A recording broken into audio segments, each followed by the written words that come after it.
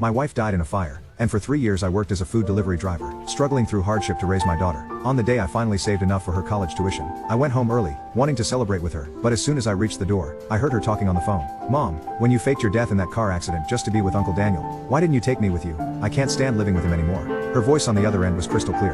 My sweet girl, your Uncle Daniel's business failed and I couldn't leave him alone. Besides, if your dad knew I was with him, he would never agree to transfer the property. Just hold on a bit longer. Once your birthday comes and he gives you the money and the house, I'll take you away.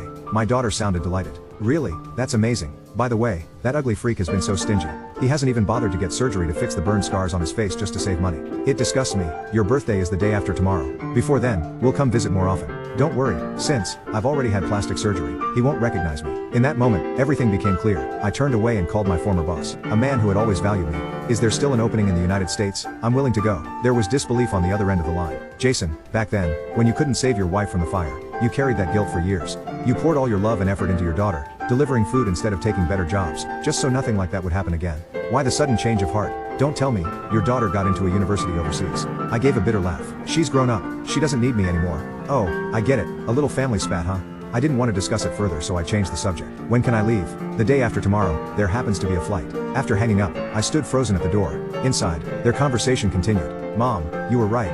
After you faked your death, he's been willing to give me anything I asked for. When you were around, he was always setting rules for me. Now, even when I asked for the house, he agreed without batting an eye. Of course, back then, he chased me desperately, and if your Uncle Daniel hadn't gone abroad, I never would have agreed to marry him. When I died, with his pathetic, lovesick nature, I'm sure he wanted to die himself. If your uncle hadn't been in debt and needed money to pay it off, we would have brought you over long ago. Then Daniel Carter's voice came over the phone. Apologetic. Sophie, you're not upset with us for doing this, are you? My daughter giggled. Of course not. You're just trying to pay off the debt sooner so life won't be so stressful for us later. Oh, and come see me later. Okay, I miss you guys. Hearing this, a sharp pain stabbed through my chest. So, in my wife's and daughter's eyes, my life or death meant nothing. Back when my wife had her accident, my heart had died with her. My only wish had been to see my daughter get into a good college, find a good job, and marry someone she loved. That would have been enough. I had always thought her rebelliousness came from losing her mother, but this call shattered every hope I had. The car accident had been nothing but a staged farce, so she could be with another man while my daughter used my guilt to cheat me out of my money and property for them. I suddenly flung the door open. My daughter jumped at the sudden noise. When she saw it was me,